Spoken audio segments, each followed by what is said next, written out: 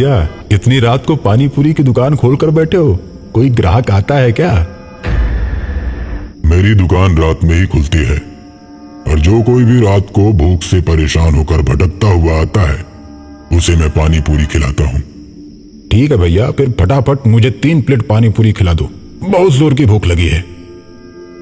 3 plate क्या, 4 plate खाओ, 4 plate.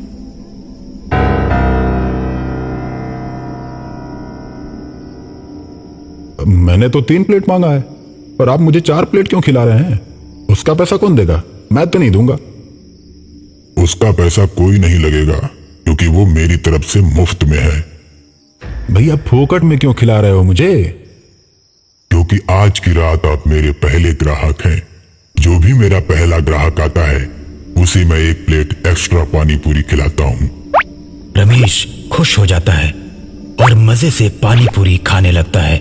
पानी पूरी खाते खाते अचानक उसकी नजर पानी पूरी वाले के पैर पर पड़ती है। रमेश डर जाता है। रमेश ये बात जानता था कि भूतों के पैर उल्टे होते हैं। उसके बाद रमेश अपनी प्लेट में देखता है तो पानी पूरी में पानी की जगह खून भरा होता है। ये देख रमेश और डर जाता है और कांपने लगता है। रमेश को कांपता देख पानी पूरी वाला बोलता है, क्यों भाई, क्या हुआ? डर लग रहा है क्या? खाओ खाओ, अभी तो और खाना बाकी है।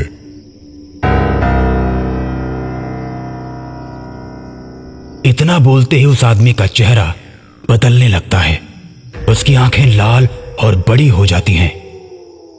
अब रमेश उसका चेहरा देख अपनी मोटरसाइकिल छोड़कर भागने लगता है। कहाँ जा रहे हो? अरे पानी पूरी तो खाते जाओ, अभी तो 1 प्लेट ही खाए हो। अब रमेश और तेज भागता है। तभी सामने से गांव के प्रधान अपनी जीप से आते हैं और रमेश को भागता देख अपनी जीप रोक देते हैं। रमेश प्रधान के सामने जाता है और प्रधान से बोलता है, प्रधान जी, मुझे बचा लीजिए मुझे। अरे क्या हुआ रमेश, तुम डरे हुए क्यों लग रहे हो? क्या हुआ? प्रधान जी, वहां सामने एक भूत पानी पूरी बेच रहा है। मैं पानी पूरी खाने लगा तभी उसका चेहरा एकदम से बदलने लगा और वो एकदम से भूत बन गया। और जब मैंने पानी पूरी को देखा तो वो मुझे खून वाली पानी पूरी खिला रहा था। अब मेरी मोटरसाइकिल भी वहीं पर है। रमेश, तुम भी कुछ भी बात करते हो, कोई भूत भूत नहीं होता।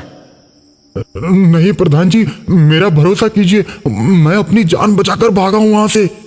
तुम्हारी बात पर मुझे भरोसा नहीं हो रहा है, लेकिन चलो एक बार चलकर देख लेता हूं।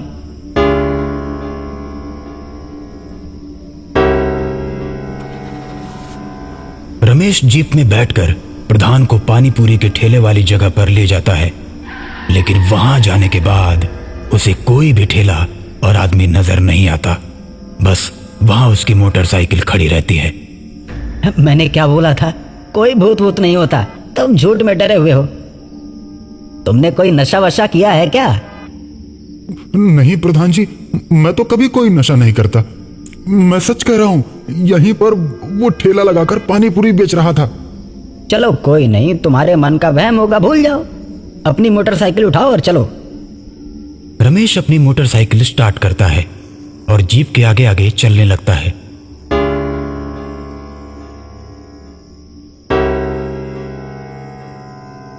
कुछ दूर चलने के बाद रमेश को आगे कुछ दिखाई देता है।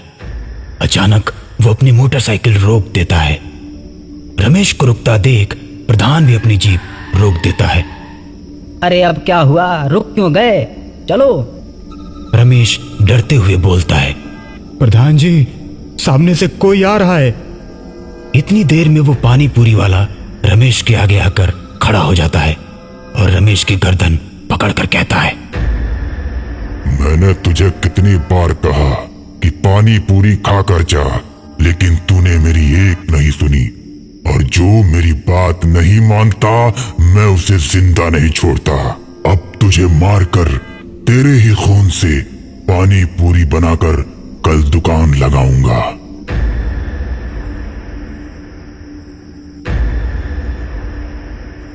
इतना कहकर भूत रमेश को मार देता है।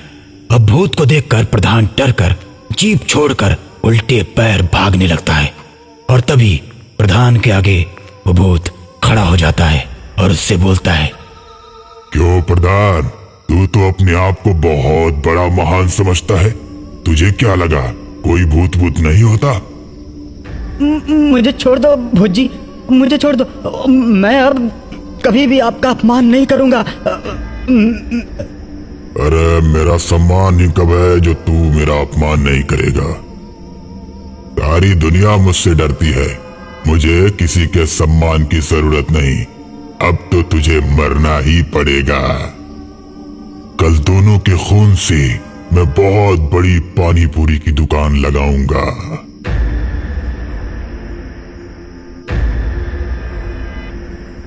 इतना कहकर भूत प्रधान को मार देता है